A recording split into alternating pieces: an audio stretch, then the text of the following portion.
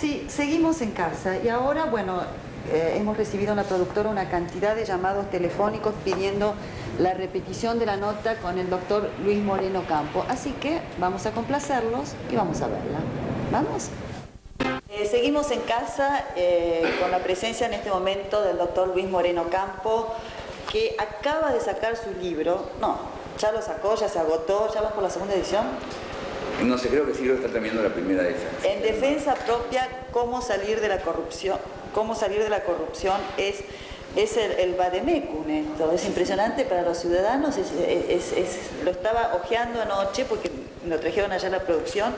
Y además, doctor, usted es cofundador de Poder Ciudadano, que ya lo conocemos bien, todo el mundo. Qué bárbaro, cómo ha crecido Poder Ciudadano, ¿eh? Sí, es una idea muy fuerte. Es una idea muy, muy fuerte. Que todos saben que es una fundación creada para impulsar el respeto por los derechos cívicos, ¿no? Y usted está en el programa Iniciativa Privada para el Control de la Corrupción.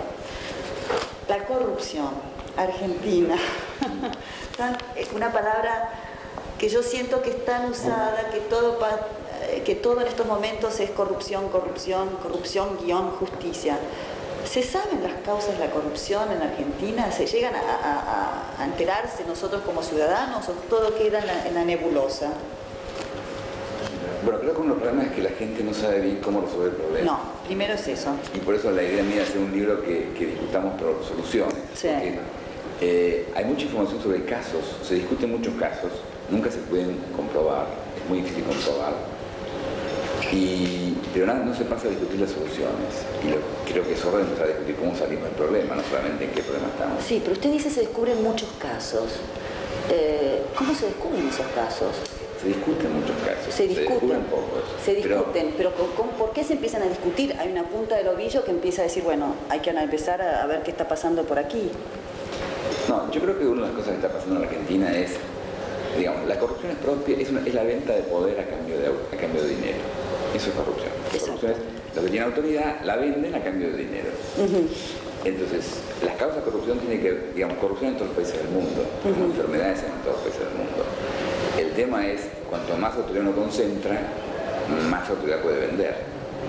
Por eso hay mucho más corrupción en los países con sistemas de poder hegemónico que en los países democráticos. Digamos, yo me acuerdo hace un par de años di una charla en Portugal, en un seminario sobre el tema de la corrupción en Argentina y conté casos de mi trabajo de fiscal. Y cuando yo terminé, me agarró un rubio, un inglés peor que el mío todavía, que es difícil, y me dijo, doctor, lo felicito, usted acaba de hacer una lúcida radiografía de mi país, Polonia. ¿No?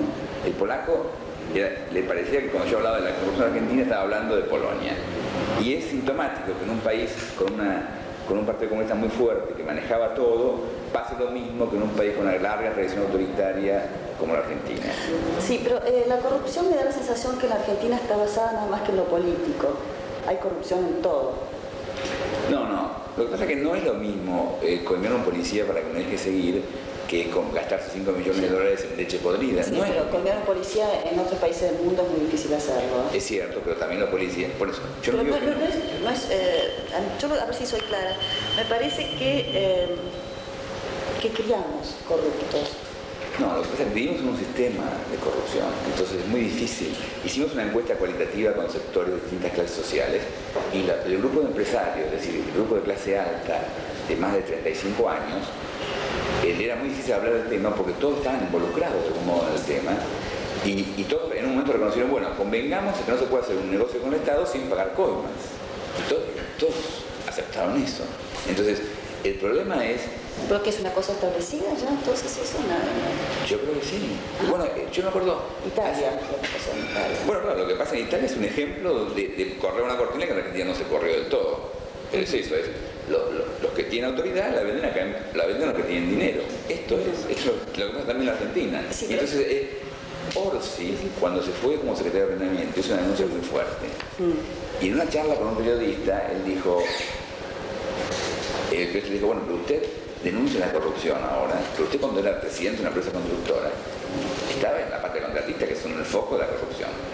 Y Orsi dijo, bueno, pero es que yo es cierto que mi empresa hizo cosas horribles y las debería volver a hacer porque mi objetivo como empresario es maximizar beneficios. Y si el Estado a mí me permite hacer eso, Si yo no lo hago, lo hacen mis competidores y mi empresa se funde. Entonces yo como empresario tengo que hacer. Ahora soy secretario de planeamiento, tengo que evitar. Si puedo ser empresario, lo deberé volver a hacer. Entonces, correcto. Para los empresarios, y yo cuento, hay una anécdota de un amigo mío que era abogado y me contó, él tiene un empresario que le pedía que coimearan al perito. Tenía un juicio y el perito tenía que dar una información y era muy importante. Entonces el empresario decía, bueno, coimea al perito. Y a mí me decía, no, mira, no, déjame trabajar a mí. Al mes siguiente se reúne de nuevo, le dice, ¿coimeaste al perito? No, mira, hablé con el perito y me doy cuenta de que el tipo está de acuerdo con nosotros. No hace falta coimearlo. Y el empresario le dijo, a mí no me importa lo que piense el perito. Vos coimealo, que yo me quedo más tranquilo.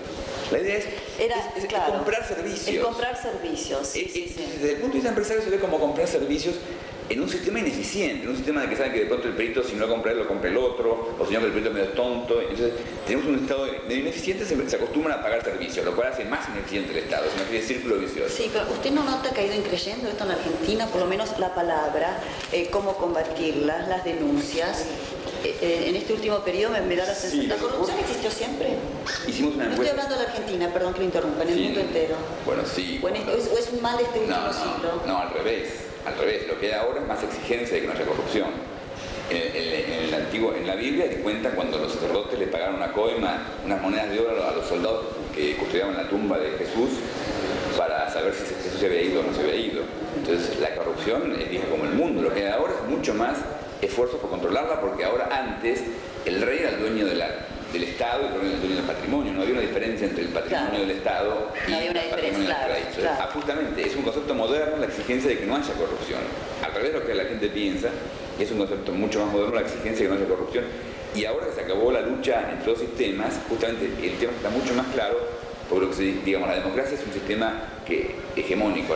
Todo el mundo acepta que la democracia es el sistema. Entonces el problema es que la corrupción afecta internamente a la democracia. No hay más una lucha entre comunismo y democracia, sino hay ahora un problema interno. Y por eso es más notable.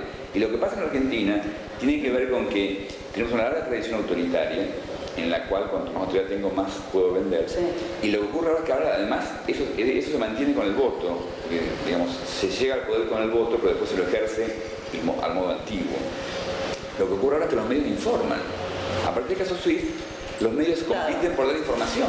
Pero lo que ocurre es un Estado que funciona al viejo modelo. Pero para el caso SWIFT tuvimos que tener un embajador para que venga a denunciarlo. Sí. Si no, los argentinos, ¿qué pasaba? No lo decían. No lo decían. Y no, tuvimos que tener un embajador que lo denunció y un diario que se animó a contarlo. Ajá. Porque Nación y Clarín tenían... Perdón, lo que el diario se animó a contarlo.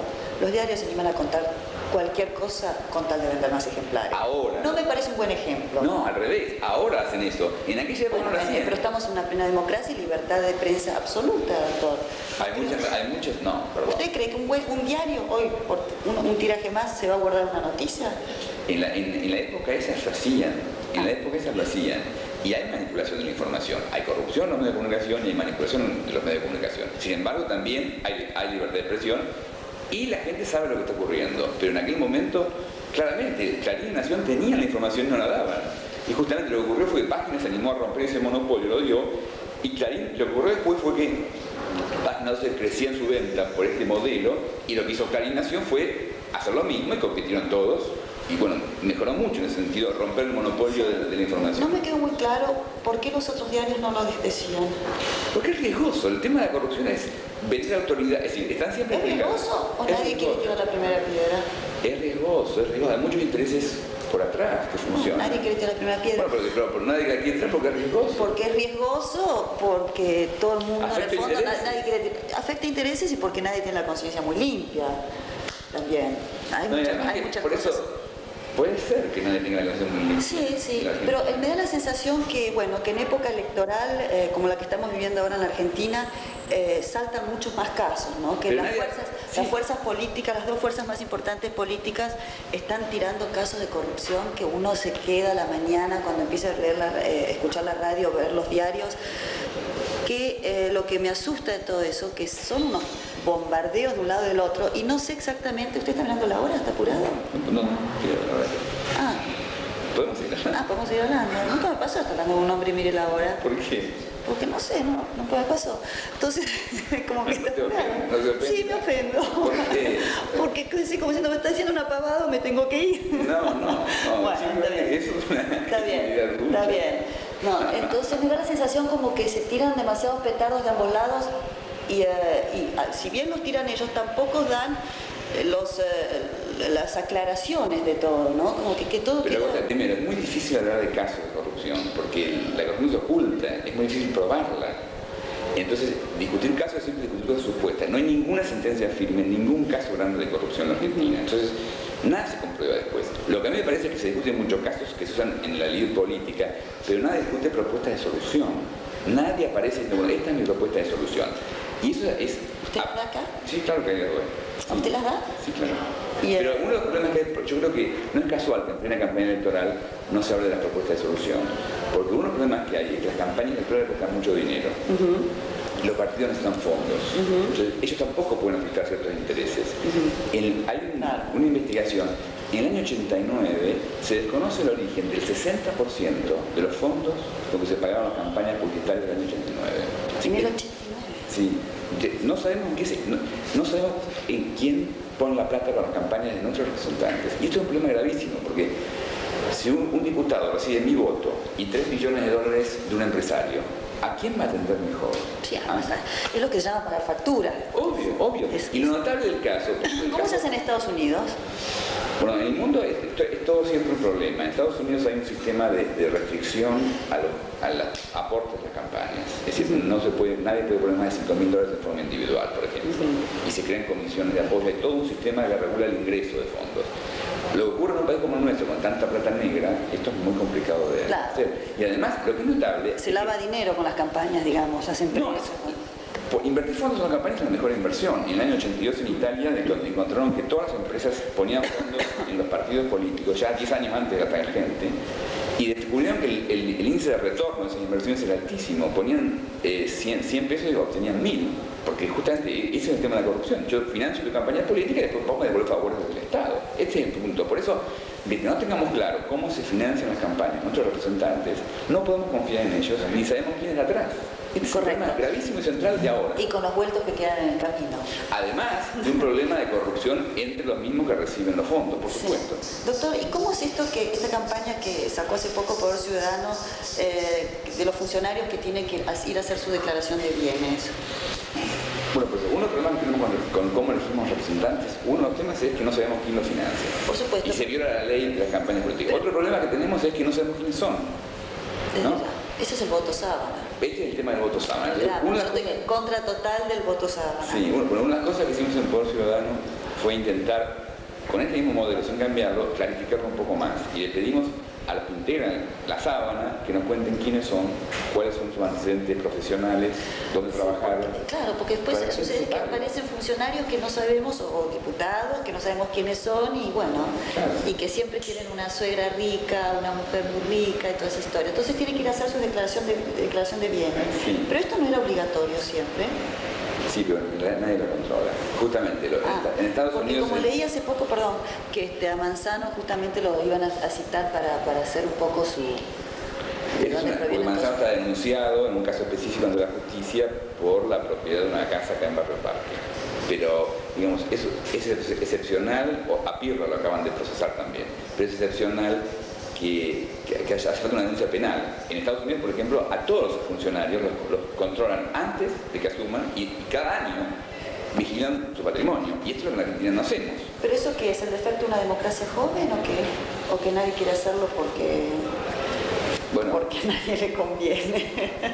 No, justamente el problema es que cambiar la corrupción exige que la gente que no tiene mucha autoridad y mucho dinero se comprometa, porque si no, no va a cambiar nada. Entonces, tiene que ver con la democracia joven. Justamente, la gente tiene que aprender cómo actuar. Yo en el libro cito el ejemplo de lo que ocurrió con Richard Nixon en el Watergate. Cuando se destapó el tema Watergate, Nixon, 2 días antes de las elecciones, estaban por venir las elecciones presidenciales. Nixon 2 días antes se puso así ante la cámara, mirando la cámara, dijo: yo no soy ningún rufián, acá vamos a investigar a fondo, porque más grave que lo que hicieron las personas es quién los encubrió. Con total cara dura dijo eso. Pero lo que ocurrió es que justamente estaba en la democracia de 200 años. Entonces, había una comisión en el Senado que investigó en serio y detectó, el edecán militar dijo que Nixon grababa las charlas. Entonces, un fiscal empezó a reclamarle que entregue las cintas. Nixon lo que hizo, y esto también pasa en las cosas serias, fue echar al fiscal. Y acá fue donde intervinieron los ciudadanos. Cuando Nixon echó al fiscal, el correo americano entregó en la Casa Blanca la mayor cantidad de cartas en su historia. sepultaron a Nixon de cartas y de reclamos por lo que había hecho, y Nixon se vio obligado a nombrar a un abogado serio como nuevo fiscal, que lo primero que hizo fue nuevamente reclamar las cintas. Nixon las entregó borradas y finalmente por eso lo echaron por ocultar pruebas. Ocultar pruebas, claro. Justamente lo que me parece que el ejemplo... las ejemplo... entregó, acá desaparecen. Está bien, en el caso hubiera sido también de ocultar pruebas. Me parece que el ejemplo que quiero mostrar es que los ciudadanos en una democracia juegan un rol importante y que quizás lo que nos falta aprender es cómo lo jugamos. Claro, yo siempre digo por cámara y en el programa de radio que existe el premio y el castigo a los funcionarios. Señor, sepa a quién va a votar, analice a quién va a votar. Porque es más, hay muchísimos candidatos que ya han sido funcionarios en su momento, diputados. Y bueno, que hay que ver cómo ejercieron sus funciones en su momento. Hay varios diputados que son conocidos por su ausencia en el Congreso. Sin embargo, hacen campañas. ¿Usted no cree que versean mucho los candidatos? Bueno, mientras todos hablan de corrupción y no cuenten dónde sacan sus fondos de la campaña, eso es verso. Eso es verso. Pero además el problema no solamente es el Congreso, el problema es quiénes son las personas que están en los cargos ejecutivos. ¿Okay? Sabemos menos. Y justamente con el nivel de escándalo que hay en Argentina, por ejemplo, la semana pasada nosotros hicimos un abogado, nos vino a contar que en una obra social le exigían el 30% de coima para que le paguen una cuenta a su cliente y a él mismo, sus honorarios. ¿Qué hay que hacer la denuncia? Nosotros le advertimos que era riesgoso para él, que iba a perder su plata, que su cliente se iba a enfurecer. El tipo estuvo de acuerdo, logramos. Primero le hicimos grabar la conversación con el director que pedía la coima, y fue gracioso porque a él le pedían el 30%. Entonces nosotros le pedimos a este abogado que en la conversación que grababa el juez, tratara de regatear para que otro hablara claramente. Entonces a él le había pedido el 30% y cuando habló por teléfono el director que le pedía la coima me decía que no puede bajarle del 20%. Entonces él está sorprendido y al rato lo llama al nuevo director y dice, mire, yo le tengo que decir el 20% porque estaba mi otro director, pero usted me tiene que pagar el 30%. Es decir, que el director Coimero no solamente estafaba a nuestro cliente, sino a su otro compañero de dirección. Lo cierto es que en este caso específico pudimos probar el hecho con un juez que se portó muy bien, el doctor Galeano, pudimos grabar estas conversaciones y los detuvimos cuando recibían el dinero. El viernes pasado recibieron el dinero, en ese momento los detuvo en el Banco Nación. Ahora, esto fue una noticia en Clarín, salió en primera plana, pero tan importante como castigar este caso es ver a quién van a designar ahora. Y eso sí que no. Nadie. Con una justicia débil hay más corrupción, obviamente. Cuanto más hegemónico sea el poder, va a haber más corrupción, porque nadie lo controla. Doctor, y usted está en Telecom ahora, ¿no? Yo trabajo... ¿Cuál es su rol un poco? Perdón, no en Telecom quizás. Sí, Telecom, yo tengo una consultora justamente en sistemas de control. Estoy trabajando mucho en empresas, grandes empresas, en particular las grandes empresas públicas que se privatizaron. Porque ¿Qué es lobby? ¿Eso usted hace lobby? No, sistemas de control. Esa va por la del reloj. Qué enojada, qué rencorosa. Soy escorpiana. Los escorpianos dicen que la venganza es un plato que se come frío, así que... Bueno, pero no fue por... El reloj no era para... pero no sabe lo que me ofendió, no importa. Sí, ya veo, no sé qué puedo hacer para reparar eso. Bueno, cuénteme cómo no, Telecom, justamente, las empresas públicas se privatizaron, en gran parte se privatizan porque eran un caos de mal manejo y de alto nivel de corrupción. Entonces los nuevos dueños lo que piden es controlemos eso, y yo le ofrezco un sistema de control interno, justamente de cómo detectar casos y sobre todo detectar sistemas culpables. A ver si entiendo, del control interno de la empresa, claro, de los funcionarios. Casos de fraude interno, claro. En Telecom encontramos al dirigente número 1, al ejecutivo número 1 de la empresa, lo encontramos recibiendo el 10% de soborno. No. Sí. Ay, pero sí, me encanta ese cuento. Sí, impresionante. El mismo mes, una consultora internacional muy importante, al decir un ranking de ejecutivos. Ya me entraron los calores, no puedo ser una empresa como Telecom. Bueno, pero Telecom heredó 18.000 empleados que venían muy mal organizados. Y esto estoy trabajando también con el correo, y es un horror el correo también. Digamos, esto pasa en todas las empresas públicas que se privatizaron, y uno ahí puede advertir por qué andaban tan mal, porque estaban privatizadas desde antes, había tipos que trabajaban adentro que hacían negocio para ellos. ¿Y quién defiende a los usuarios, por ejemplo? Bueno, mi trabajo en parte es eso, yo recibo denuncias de los usuarios para controlar. ¿Y qué hacemos los argentinos? ¿Denunciar? No, porque yo creo que justamente el problema pasa en centrar la discusión sobre los casos. Y yo creo que es muy difícil discutir los casos. Qué suerte que tenemos dos, por eso, no me tengo que copiar. Sí. Pero ¿Qué página está? En la página 349. Fantástico. Dígame.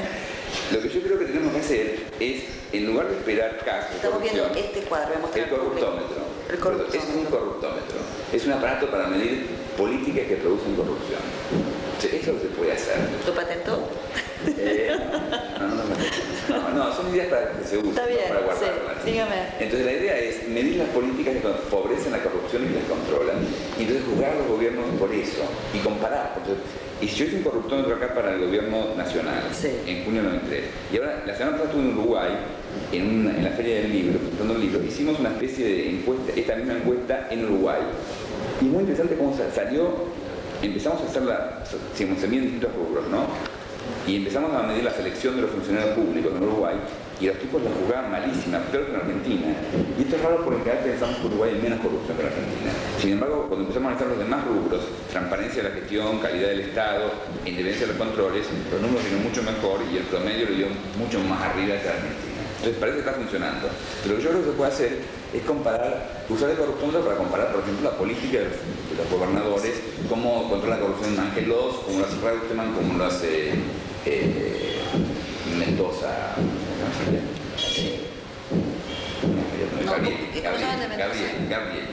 Gabriel.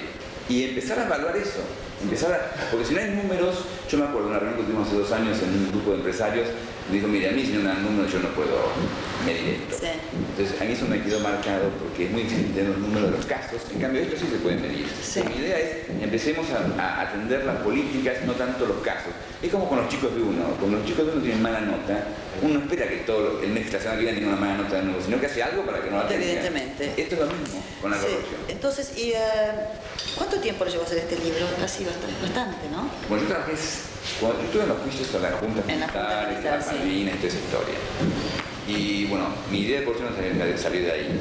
Yo me acuerdo... Yo quise separar los temas, por eso no... No, porque tiene que ver, porque tiene mucho que ver con el tema de que uno se comprometa con la vida pública. Yo me acuerdo en el juicio de Malvinas, yo lo veía a Galtieri, y yo pensaba, Galtieri es un hombre que en un ejército normal no hubiera llegado a cabo primero o a sargento como máximo. Y fue nuestro presidente. Sí. Y así no fue. Entonces yo lo que pensaba es, algo mal hacemos nosotros. La memoria. No solamente la memoria, algo mal hacemos para que dejemos que tipos como Altieri sean presidentes. Entonces yo pensaba, algo tenemos que hacer. Y como yo sentía que la justicia había sido muy eficaz en estos temas del pasado y que podíamos ser eficaz en el tema de la corrupción. Y cuando yo empecé como fiscal, estaba con todas las pilas pensando que esa era la solución. Y empecé a pensar que el problema era mucho más complejo, que la corrupción era un tema mucho más complicado y por eso empecé a estudiarlo un poco más teóricamente.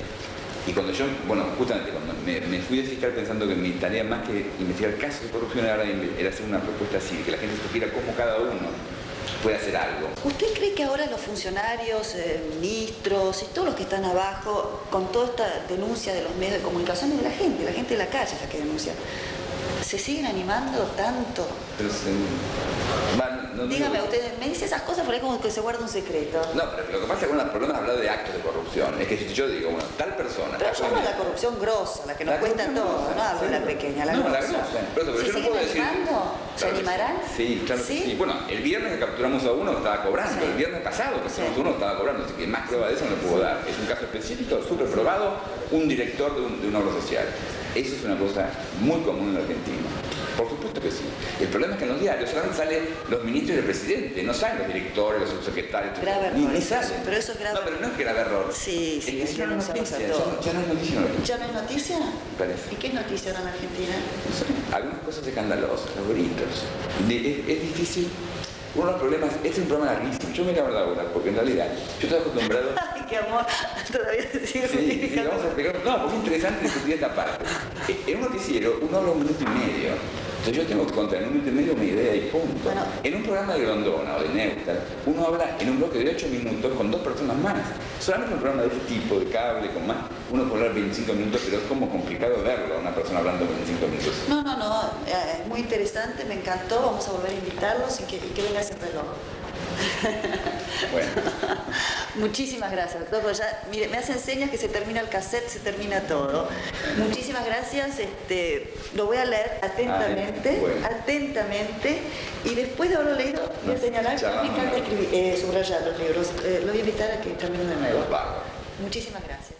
Buena nota, ¿eh? ¿Cómo me enojé con el doctor Moreno?